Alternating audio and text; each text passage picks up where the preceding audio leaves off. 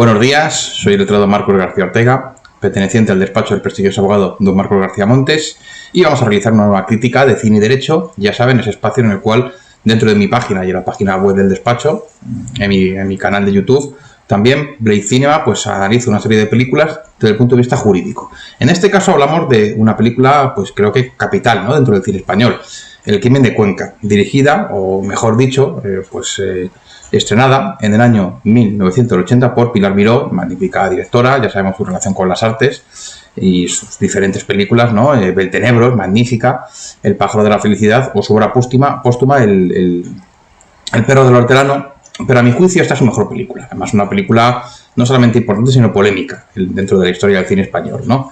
El argumento es claro, se acusa a dos pastores de la desaparición de un pastor por parte de la madre de este pastor desaparecido ante las autoridades españolas a principios del siglo XX, si no recuerdo mal era como 1910.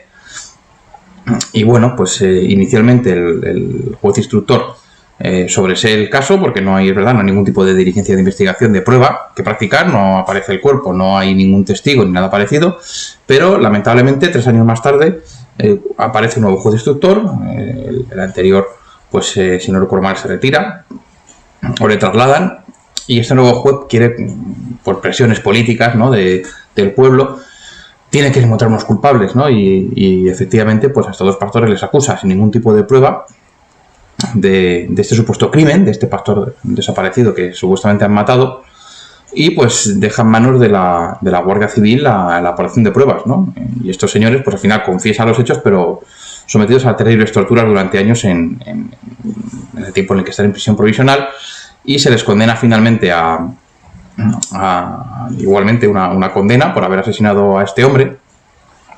Cumplen 11 años en prisión en total, entre la prisión preventiva y la condena, pero este hombre finalmente aparece. El pastor no había fallecido, sino que se había marchado sin avisar a sus familiares a otro pueblo a vivir porque quería. Y bueno, ese es el argumento de la película. ¿Qué decir, no? Interpretada por una serie de actores extraordinarios, ¿no? El juez instructor, que acusa al final a estos señores, Héctor Alterio, extraordinario, actor argentino, qué decir, ¿no? La madre del pastor desaparecido que acusa a estos señores, sin ningún tipo de prueba, es Mari Carrillo, a mi juicio la mejor actriz española de todos los tiempos, y además madre de nuestras queridas amigas las hermanas Furtado, clientes y amigas personales de no solo este letrado, sino del señor García Montes y del despacho. Hay que decir, ¿no?, de las Furtado, y no es ningún tipo de peloteo, es la realidad, ¿no? Son historia de nuestra televisión. 1, 2, 3, su papel en 1, 2, 3 fue extraordinario, unas magníficas actrices cómicas, y además también hay que reconocer, ¿no?, que aparte de su papel en 1, 2, 3, pues hombre, aparecieron en varias películas muy importantes, ¿no? Qué decir, la primera película de Chicho Ibáñez Serrador, La Residencia, esa mezcla entre giallo y suspense a lo Alfred Hitchcock, maravillosa película, ¿no? Y por supuesto, hombre, aparecieron también en la serie Brigada Central, ¿no? Esa serie estupenda de finales de los años 80, que era, pues fue el primer, ahora que está, es verdad que llevamos años viendo películas españolas que son thrillers extraordinarios, ¿no?, que pueden competir con el cine americano, pero esta fue la primera vez que se hizo un thriller a la americana en España, ¿no?, en esta serie, ¿no? Y qué decir, ¿no?, es con Imanol Arias, ¿no?, era magnífica. Así que bueno, mi recuerdo para las queridas hermanas Hurtado. Y bueno, también teníamos allá a José Manuel Cervino y Daniel Dicenta, los dos pastores acusados injustamente de estos hechos. José Manuel Cervino, qué decir, ¿no? Su papel en el cine español, sobre todo en esa época, en el cine kinky de la transición, fue capital, ¿no? Apareció en El Crack, ¿no?, la maravillosa película de José Luis García, en las dos, si no recuerdo mal, sí, en la primera película iba a decir las dos, no, pero la segunda no era él. En la primera película del Pico, de Eloy de la Iglesia, maravillosa, y por supuesto que en Brigada Central, como acabo de decir, ¿no?, en la serie. Así que decir, ¿no?, un actor magnífico. Y Daniel Dicenta igual, otro actor magnífico de teatro, que fue también actor de doblaje, y entre los fans de cine de terror entre los cuales me encuentro, recordar que fue el que dobló a Freddy Krueger en la saga de Pesadilla en Elm Street, concretamente desde la tercera parte hasta Pesadilla Final, ¿no? Entonces, qué decir, un actor portentoso. Y como digo, pues la madre del pastor, Mari Carrillo, acusa a estos señores supuestamente de haber matado a su hijo porque ha desaparecido, y el juez instructor inicial no lo sobresee el caso porque no hay pruebas, pero finalmente, pues sí, el otro juez decide reabrir el caso y como no hay ninguna prueba, pues tienen que fabricarlas, ¿no? Y vamos a analizarlo ya desde el punto de vista jurídico. Vamos a ver, desde el punto de vista jurídico, esta película es una absoluto, es un dislate, ¿no? No hay que decir, ¿no? Ya pasamos a cuando se reabre el caso. No hay ningún tipo de diligencia de investigación, no existe ninguna. En este caso, pues no hay un fiscal que esté investigando, pero bueno, la Guardia Civil no aporta ningún tipo de prueba. Entonces, el juez instructor lo que no puede hacer es directamente encomendar a la Guardia Civil que se fabrique las pruebas, es decir, que obliguen a estos señores a confesar los hechos. Eso no puede ser. Se presupone, como hemos dicho en otros vídeos, que el derecho a la presunción de inocencia es sagrado y que solamente una prueba de cargo suficiente puede enervar ese derecho en un juicio justo, con todas las pruebas, y que al final pues enerve este derecho fundamental a la presunción de inocencia. Aquí no existe. El testimonio de Mari Carrillo, de la madre del pastor desaparecido, no puede ser nunca válido. No puede ser válido. ¿Por qué? Porque había, si veis la película, había una enemistad entre estas dos familias de pastores, ¿no? Entonces, esta mujer quería a estos señores imputarles como fuera, por enemistad, nada más, porque querían un poco, pues, repartirse las tierras. Ya está, no hay nada más. Entonces, como sabemos, la declaración de la supuesta víctima, imaginaros, si utilizamos a la declaración de esta señora, de la madre, puede servir para condenar a un sujeto en un juicio, no en una fase de instrucción, siempre que haya una serie de requisitos. Como sabemos, la ley lo establece, ¿no? Pues que hace fundamentalmente que exista una serie de colaboraciones periféricas, es decir, de pruebas externas, aparte de la declaración de la supuesta víctima, pues un informe pericial, la declaración de testigos, por ejemplo, que digamos que den valor a estas palabras de la víctima. Y una fundamental es que, aparte de que no haya ningún tipo de contradicción, no exista ningún tipo de contradicción en la declaración de la víctima, es decir, que si declara una cosa ante la policía o la Guardia Civil, la siga siempre refutando, tanto en fase de instrucción como en el juicio oral, en los mismos hechos, ¿no? Y finalmente, pues que ausencia de cualquier tipo de ánimo de revancha o de venganza. Es decir, no se puede denunciar a un señor porque nos caiga mal o porque queramos vengarnos de él. Entonces, el juez tendría que haber mantenido ese sobreseimiento por ese motivo. Pero lo que no puede hacer es que por presiones políticas no solamente reabra el caso sin pruebas, sino que mantiene una instrucción y la instrucción la justifica aportando pruebas, pero fabricándolas. Es decir, encarga a la Guardia Civil que torture a estos señores. El derecho a la integridad física de las personas es un derecho fundamental. No se puede, insisto, no se puede obligar a un sujeto a declarar en su contra, evidentemente menos con torturas. Y además, no se puede invertir la carga de la prueba. Será la acusación, el fiscal o la acusación particular, los que aporten los medios de investigación de prueba en mi contra para llegar a una instrucción que se puede desarrollar o archivar si no hay pruebas. Y si se desarrolla finalmente porque el juez entiende que con los indicios que hay o las pruebas que hay suficientes llegamos a juicio, pues perfecto. Pero las aporta la acusación, no las aporta nunca la parte. Es decir, el investigado. Yo no tengo que demostrar que soy inocente porque se me presupone inocente.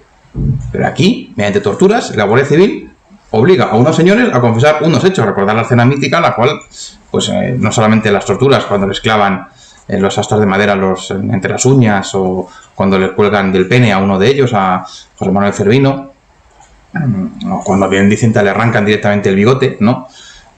Las palizas, cuando empiezan a pegar entre todos los guardias civiles a esta gente, que por cierto, como iba a decir, esta película tardó en estrenarse unos años, se rodó, si no recuerdo mal, en 75, 76, 77 más o menos, pero se tardó en estrenar varios años porque hubo una polémica con la Guardia Civil. Se quejaron de la imagen que daba de la Guardia Civil, pero hombre, hablamos además, como son hechos reales, hablamos de principios del siglo XX, no hablamos de la Guardia Civil actualmente, ni de la policía, que no... Por supuesto, yo, allá de mis respetos, como letrado, puedo diferir a veces en cómo se hace un atestado o no para defender a mi cliente, o puedo entender que no se han hecho bien las cosas por parte de algunas veces de la Guardia Civil o de la policía, pero no de todo el cuerpo en general. Es lo que hay que entender, que la Guardia Civil está ahí tiene su labor, ¿no? Para defendernos, ¿no? Entonces, sin meterme en política, ¿de acuerdo? Pero ya está, pero esto... Yo creo que la película habla más de unos hechos reales, pero sin atacar al cuerpo en general, sino pues unos delincuentes, una gentuza, que se dedicaron a torturar a unas personas sin ningún tipo de sentido. Igual que al juez, el juez instructor, no todos los jueces instructores son así. Evidentemente, esto fue un juez sin vergüenza, que por presiones políticas, pues quería, como sea, imputar a alguien este delito, ¿no? Y como digo, tampoco hay ningún tipo de abogado durante la declaración de estos señores, ni a lo largo de la instrucción. Estos señores van declarando delante del juez, sin presencia del su letrado, y además que se le ve que se les han torturado. Entonces, esa declaración no es válida en ningún momento, esa supuesta confesión de los hechos. Entonces ya con eso es todo nulo, ¿no? Ya se tendría que haber archivado el procedimiento de per se. Pero aún así llega a juicio. Los magistrados luego no entienden que haya habido ni vulneración de derechos fundamentales, torturas, falta de asistencia letrada de la defensa de esta gente. No entiende que haya nada de eso, ni que se haya además no solamente el tema de la aportación de prueba se les impute directamente a ellos y no haya ningún tipo de acusación, ni fiscal ni nada, sino que todo parte de un juez y de la Guardia Civil. Eso no lo ven directamente cuando se llega al juicio. Ese juicio tendría que haber sido nulo desde el principio, haber llegado el magistrado el primer día, haber dicho, no, este juicio no se celebra, y se archiva este caso, o vuelve a instrucción, y usted en instrucción, señor juez instructor, me realiza una instrucción con todas las garantías, con abogados, sin torturas y aportando pruebas por parte de la acusación. Y entonces pues ya llegamos a juicio, pero esto así no puede ser, es una instrucción absolutamente lamentable. Y bueno, luego los condenan, tampoco entiendo yo eso, llegan a una conformidad, les dicen los abogados, que ahí sí aparece, ¿no?, en el juicio, que llegan a conformidad de qué. Y bueno, cumplen 11 años en total de prisión entre la preventiva y por la condena. Y finalmente pues aparece este hombre, que es Guillermo Montesinos, el pastor desaparecido, que se había ido a vivir a otro pueblo. Ya está, no hay más, ¿no? Y bueno, pues aparece y pues al final pues salen de prisión. Y bueno, qué decir, ¿no? Ya esa imagen final tan bonita, ¿no?, de que es una de las grandes, yo creo que también heredado de los mejores momentos de los finales más bonitos de la historia del cine, ¿no? Pues en plan, pues Casablanca, o esos finales tan bonitos que hacía Howard Hawks siempre, ¿no? Como digo siempre, muchos westerns, ¿no? Pues del amor entre hombres, ¿no? Cuando Daniel Dicenta pues se encuentra con este hombre, con el pastor este desaparecido, que le pide perdón, no le hace ni caso, pero se encuentra luego con José Manuel Cervino de frente, y ese abrazo tan bonito entre los dos que a mí me encanta. Siempre que lo veo me parece un momento de consuelo entre los dos, porque claro, durante la instrucción, como le están torturando, pues uno acusa al otro, ¿no? Y se llegan a pegar entre ellos, ¿no? Y ese final tan bonito de, mira, perdóname, no quería ir contra ti, tú eres como un hermano para mí, pero las circunstancias me obligaron a esto, ¿no? Ese final es precioso, ¿no? Y bueno, tiene escenas, como digo, míticas, no solamente esa escena final tan bonita, las escenas de las torturas, toda la instrucción, todo jurídicamente desde el punto de vista jurídico es interesante analizar la película, ¿no? Por ese motivo.